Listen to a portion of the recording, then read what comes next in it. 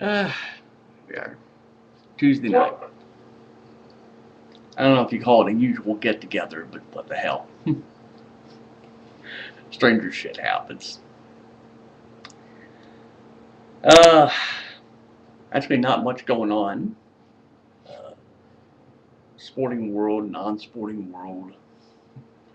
The only thing I'm bothering with tonight is that, oh yeah, the Wizards are on. At this point, I just stopped giving a fuck about it. At least I'll tune in like with the last few minutes because I gotta mark things down. Anyway,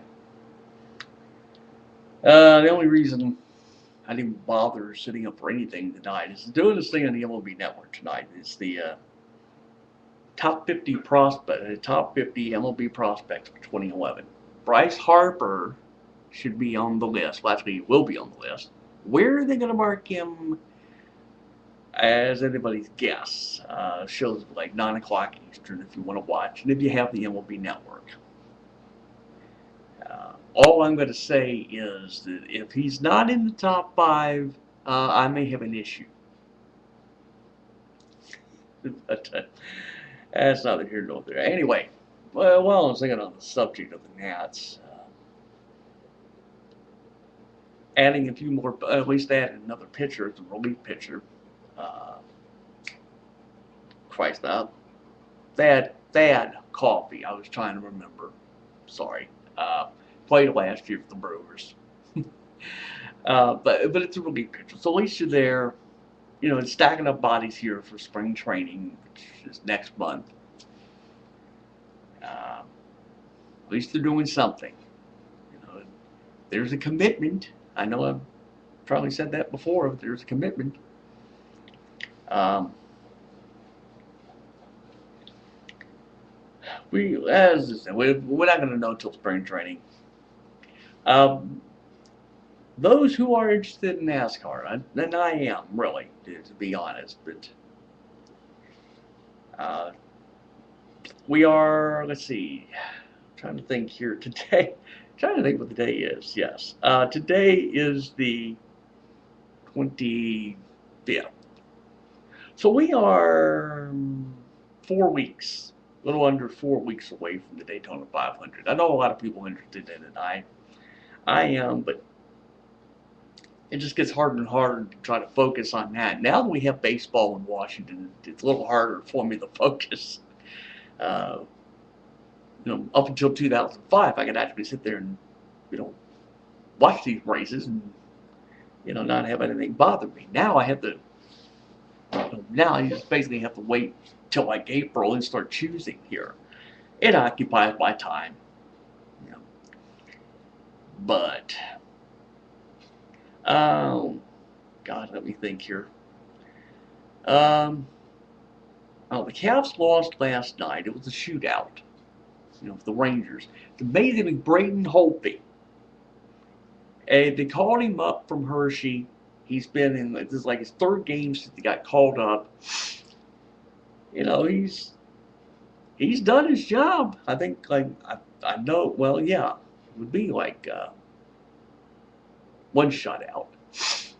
And this would have been a shutout last night, but somehow they let the Rangers in in the third period, and this whole thing goes to a shootout. And they wind up losing, so, it happens. Now, of course, there's another game tomorrow night.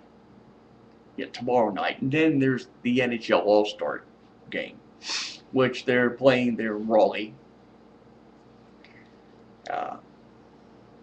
Some Versus. It's not a network. It's not, it's not like NBC's doing this thing. No, it's on Versus. And somehow you think of the NHL All-Star game, and guess what? Sidney Crosby is such a faggot. Okay, I talked about how, he got his bell rung by David Steckel during the Winter Classic game on New Year's Day. Then they find out like 4 nights later, he gets his bell rung again from, I forgot who it was. I can't think of it offhand. So now of course, he's standing there saying, well, I'm not going to show up for the NHL All-Star game. I said, forget about playing. I'm not even going to show up. I said, God, you're such a faggot. I know this is going to piss some Penguins fans off. And, you come after my ass like I give a shit anymore. That'd be nice now. Rose Marlin, you got to understand, man. I'm just pointing this out for you. But, I mean, come on. Ovechkin shows up. You know, Everybody else on the Penguins shows up. Crosby doesn't want to do it. You're such a pussy. And then again, you start talking about pussies. It's like everybody went after Jay Cutler. Now, the last video I did, I talked about how we did the conference championship games, and I said we almost had the makings of another Bears legend in this kid that was third-string quarterback, and he goes in because Jay Cutler basically they now discovered ripped his ACL during the third quarter. Lo and behold, there were so many people tweeting away on Twitter about this, basically just called him a pussy, said you got no heart, no character, you got no balls, you can't stick it out, blah blah. It's like nobody knew at the time that he ripped his ACL, which poses the bigger question: had the Bears won this game, who the hell was going to start the Super Bowl? Kerry Collins? I don't think so. You want to ask me? You go with the hot hand with this kid. And who knows what this kid's gonna do? He may go have to hold the clipboard. I don't know. But as I said, both games were fascinating, to say the least. They were. And I don't know what the hell I was going to say next. Can't remember what I was going to say next. Oh, so now of course, here's the. I'm sorry, but they got to laugh on this. I said, here's the ultimate. Here you had Jerry Jones building this $800 million glorified shithole there in Arlington, Texas. I mean, it's got an open roof. I'm thinking, hey, this is where God needs to take a piss or take a shit, one of the two. Then you figure you build this $800 million albatross, figuring, hey, guess what? Cowboys is going to play. It's going to be a home game. No, here's the absolute iron. I started thinking of this yesterday.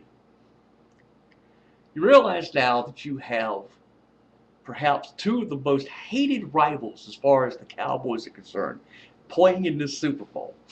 You got the Packers who basically bitch slapped them back in the 60s. Everybody remembers the Ice Bowl, and if you don't, just go look at NFL films.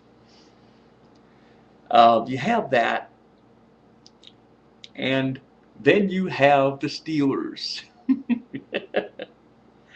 And here's the thought. It's like, I don't know, what is it, like 105,000 people or whatever it is they put into that shithole. You imagine what's going to happen when you get like 70,000 Steelers fans all with terrible towels waving this. And on top of that, you get the possibility of seeing a Lambeau leap in God's new shithole in Arlington. Oh, I'm sorry, I've got to laugh. I mean, the irony of this is just so amazing. I started thinking on this. I said, oh my God, did you realize what you get at a Lambeau leap and you get like 75,000 terrible towels being waved in Dallas? Or it's Arlington, Texas. Come on. Come on, admit it, folks. You'd be laughing your balls off at this too.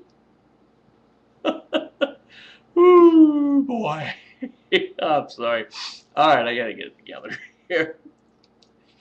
Oh, I don't know if make anybody crack up. Lambeau leaps and terrible towels. Oh, okay, I got to stop. I start obsessing on this. Woo. All right, on that note, I got to stop. Okay, that's it. I'm done with this video. Okay, you all know who I am. You know my channel. If you like it, subscribe. Don't like it, don't subscribe. That's all I can tell you. So we will see you when I get around to doing more of these. God knows when that will be. So in the meantime, adios and Oh, let's see. I've got what? Yeah, 12 days before I make my little trek to see the caps and pens go at it. I'm counting 12 days and counting. That'll be fun. I should title it that way. Anyway, we will catch up to you soon. So, adios, motherfuckers. And I will shut this thing down.